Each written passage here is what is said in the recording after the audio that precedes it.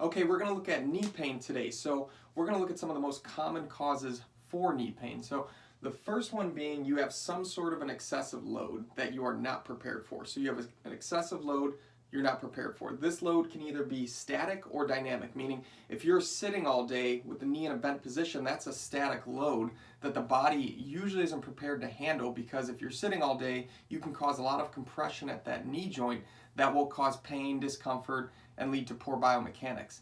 On the other side, you have a dynamic load. So think if you were lifting too much weight or using poor biomechanics in the gym, that's a dynamic load that the knee may not have been prepared for and can cause it pain and dysfunction. Next, we have poor biomechanics. So usually after the excessive load, again, whether that's static or dynamic, that will lead to the poor biomechanics. Or vice versa, the poor biomechanics can lead to too much loading on the knee joint. So whether it's the chicken or the egg, so we either have poor biomechanics leading to excessive load on the knee joint, or we have excessive load that can lead to the poor biomechanics on the knee joint. Next, we have muscle imbalances. So a lot of people are, especially those who lift a lot of weight, are what are called quad dominant. So we're using too much quad, not enough glute or hamstring when we're either doing squatting, deadlifts, or even just going upstairs, something simple and functional that can cause stress and pain on the knee joint. And again, those muscle imbalances can either be caused by or can contribute to the poor biomechanics as a cause of your knee pain.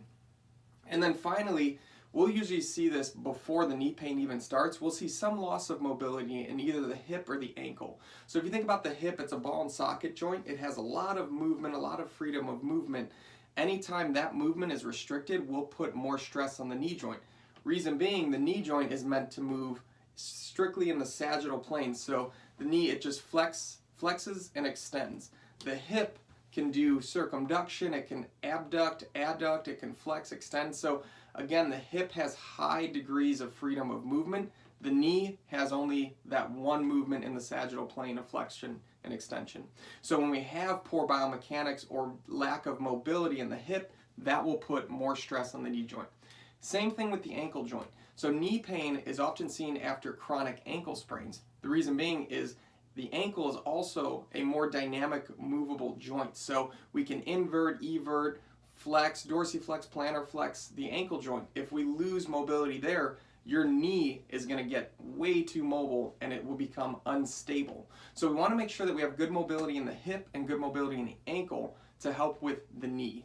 So all of these things can contribute to each other. So it's usually not just one thing that's causing the pain. That's why it's very important to have this looked at when you are having knee pain so that it does not get worse. It can be taken care of. It's easier to put out small fires than it is large fires. So if you're having aches and pains in the knee, come on in, get that checked out. Would love to see you. All right.